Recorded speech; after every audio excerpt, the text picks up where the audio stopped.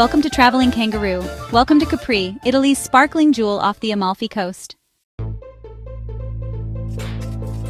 In the next 10 minutes, I'll take you through the 10 best things to do on this glamorous island in 2025.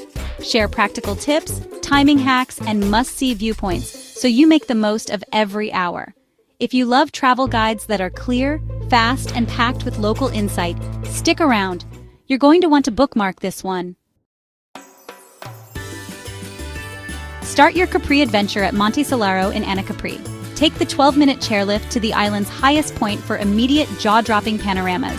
From up here, you'll see the Faraglioni sea stacks, the Bay of Naples, and on clear days, Mount Vesuvius rising in the distance. There's a small cafe at the top where you can sip espresso and soak in the view. If you're feeling energetic, hike down through shaded trails. The descent takes about 30 to 40 minutes and gives you quiet, less touristy perspectives of the island. Pro tip: the chairlift fills quickly on sunny mornings, so go early to avoid lines and capture golden hour photos. Next, stroll the gardens of Augustus, a compact but impeccably kept botanical terrace that's perfect for a peaceful break from the hustle of Capri town. These gardens are famous for their flower-filled terraces and unbeatable overlooks of the Faraglioni and Via Krupp, the stone switchback path carved into the cliff. Plan on 30 to 45 minutes here. If you want the classic Capri postcard shot, the Gardens of Augustus are it, and they're especially photogenic in the soft morning light or late afternoon. While a lot of visitors tend to stay in Capri town, you should definitely make time to explore Anacapri for a quieter, more authentic side of island life. Anacapri sits higher up on the island, and honestly, it feels wonderfully local. Think whitewashed houses, narrow little alleys, and artisanal shops, where you'll find handmade sandals, ceramics, and of course, limoncello.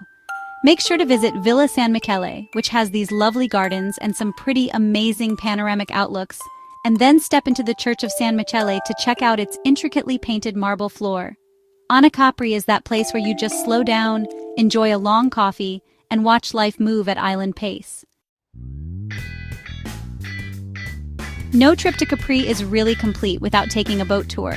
Whether you hop on a group cruise or rent a private boat with a skipper, cruising around Capri shows you dramatic sea caves, hidden arches, and those towering Faraglioni rocks from the water. It's a perspective you just can't get on land. Most tours last about 1 to 2 hours and often include swim stops in water that's, honestly, impossibly clear. If you can, try to negotiate for a private tour so you can pick your own swim spots and spend more time exploring those lesser-known grottos. Speaking of grottos, the Blue Grotto is honestly legendary. Sunlight filters through an underwater opening and turns the cave's interior this surreal electric blue. You'll enter by small rowboat through a narrow mouth, so timing and sea conditions definitely matter. Midday is usually best if you want that brilliant glow.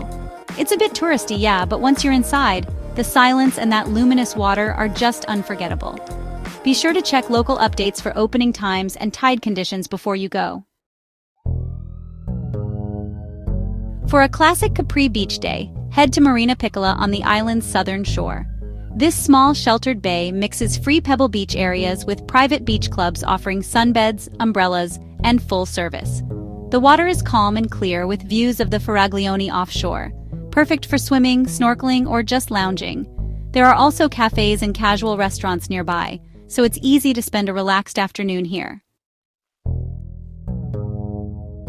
If you want a scenic walk with spectacular viewpoints, try the Pizzolungo Trail. Starting near the Gardens of Augustus, this coastal path winds past natural arches and quieter lookout points. The trail includes stairs and uneven sections, so wear sturdy shoes and bring water. It's less crowded than the main tourist routes and delivers many of Capri's most peaceful coastal scenes, ideal for photographers and anyone craving a slower pace.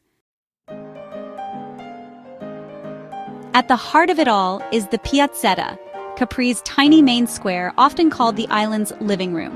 This compact hub is buzzing with cafes, designer boutiques, and non-stop people watching. Sit down for an espresso or a spritz and watch high-fashion brush shoulders with day trippers and locals. The narrow shopping streets radiating from the Piazzetta are great for picking up handmade sandals, perfumes, and local artisan goods. But be ready for crowds, especially in summer. For a dose of history and epic views, Hike to Villa Jovis, the ruins of Emperor Tiberius's Roman palace perched on the island's eastern tip. It's about a 45-minute walk from the Piazzetta through winding lanes and terraced gardens. At the top, the stone foundations and terraces open to dramatic cliffside vistas across the sea.